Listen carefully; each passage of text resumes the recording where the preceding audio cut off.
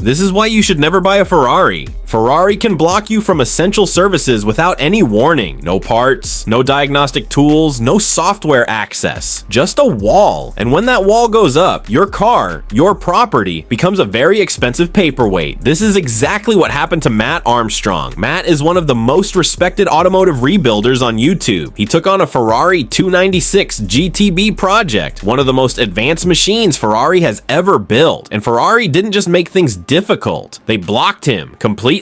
He couldn't perform repairs. He couldn't access the systems he needed. He was stuck. And here's what makes this more than just an inconvenience. It's a direct attack on the right to repair. You spend $250,000 on a car and the manufacturer gets to decide who can touch it. That's not ownership. That's a lease you paid full price for. And it gets worse. If your Ferrari breaks down tomorrow, you can't just call your local mechanic. You can't open the hood with someone who actually knows what they're doing. Major work has to go through Ferrari-approved service centers, and independent mechanics are routinely denied access to the parts and software they need to help you. The result? Costs that would make your eyes water. Owners who are completely dependent on Ferrari's goodwill, and a culture that punishes anyone with the nerve to think for themselves. This is the side of Ferrari ownership nobody puts in the brochure. If you want more behind-the-scenes truths about hypercar ownership, the stories manufacturers don't want you hearing, hit that like button right now, drop a comment below, and subscribe if you haven't already. Now let's go deeper. Because the story of why you should never buy a Ferrari isn't just one story. It's a system. A carefully constructed set of rules designed to keep you in line from the moment you decide you want one. Let's start with the dream. You've seen the videos. The exhaust note bouncing off tunnel walls. The acceleration that pins you to your seat. The way people stop and stare on every street corner. Ferrari has spent decades building one of the most powerful aspirational brands in human history, and they're good at it. Incredibly good. For most people, a Ferrari represents the ultimate arrival, the moment where hard work, success, and passion all meet in one perfect machine. But here's what the dream doesn't show you. Behind that badge is a rule book, a long one, and signing your name on the purchase agreement means agreeing to every single line of it, whether you read it or not. Because the fantasy of owning a Ferrari and the reality of owning a Ferrari are two very different things. The fantasy is freedom, the open road, no rules, pure driving. The reality is a manufacturer watching over your shoulder at every turn, with the power to make your life very complicated if you step out of line. And once you understand the full picture, you have to ask yourself a serious question. Is the dream worth the trap?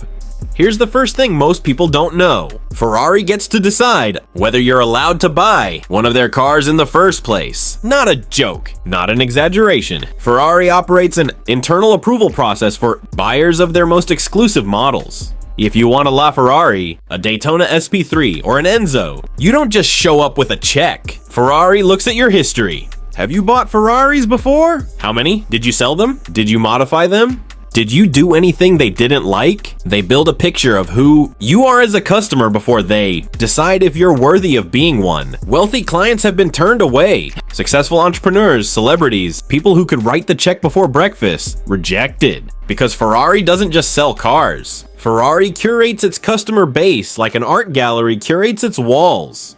And if that sounds extreme, stay with me. Because the control doesn't stop at the sale. It's only just beginning. Now let's get back to Matt Armstrong. Because his story with the 296 GTB goes deeper than most people realize. Ferrari's software lockout didn't just make his rebuild harder. It exposed something that the industry doesn't like talking about openly. Modern hypercars are not just mechanical machines anymore. They are rolling software platforms, and whoever controls the software controls the car. Ferrari controls the software, which means Ferrari, in a very real sense, controls your car even after you've paid for it. Matt hit that wall hard, and when we go further into what he actually encountered, the specific limitations that stopped him cold, you'll understand why what he went through is one of the most important stories in the right to repair. Conversation happening right now. We'll get there. But first, let's talk about what Ferrari does when an owner tries to sell. Say you buy a Ferrari, and a year later you get an offer you can't refuse. You sell, Ferrari finds out, and if they decide the sale wasn't on their terms, you could find yourself on a list. Not a rumor, not a theory. Ferrari has blacklisted buyers for flipping cars too quickly after purchase. Some exclusivity agreements explicitly restrict resale within a set period. Violate that agreement, and Ferrari can cut you off from future allocations permanently. There are documented cases, high-profile collectors, loyal multi-car owners who stepped out of line once and never received another invitation to buy. In the Ferrari world, access is the currency, and Ferrari holds all of it. And you won't just lose access if you sell too fast. You can lose it for how the car looks. Ferrari has gone after owners for unsanctioned modifications, bodywork changes, paint choices, wraps, and this isn't theoretical. There's one case that became legendary. Deadmau 5, the producer and Ferrari owner who wrapped his 458 Italia in a Nyan Cat design and called it the Ferrari. Ferrari sent a cease and desist, not because he was breaking the law, because he was hurting the brand image. In Ferrari's world, the car you paid for still has to represent Ferrari the way Ferrari wants to be represented. Your car, their rules, even the way it looks. Now think about what this means when something goes wrong mechanically.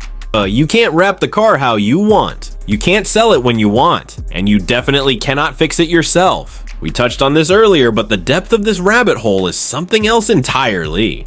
Independent mechanics don't just face inconvenience. In many cases, they are locked out of Ferrari's diagnostic systems entirely, which means they literally cannot communicate with the car's electronics to diagnose faults. No access to the software, no access to the parts pipeline, no ability to complete the job. So owners are funneled back to Ferrari's approved network, where labor rates and parts costs operate in a completely different financial universe. A clutch replacement, a suspension job, an electronic fault. Things that would cost a few $1,000s anywhere else can run to 5 figures at a Ferrari approved center. And here's something that will make you stop dead in your tracks. There are cases where owners who attempted independent repairs didn't just void their warranty. They were flagged, penalized, some lost access to future models entirely. We'll get into exactly how that works in a moment, because the specifics are genuinely shocking. Well, the warranty itself is a masterpiece of fine print. On paper, it sounds like protection. In practice, it is Ferrari's most powerful tool for keeping owners compliant. Deviate from approved service schedules, use non-approved parts, let someone other than a certified Ferrari technician touch the car. Any of these can give Ferrari the opening they need to deny a warranty claim. And we're not talking about obvious abuse, we're talking about small decisions.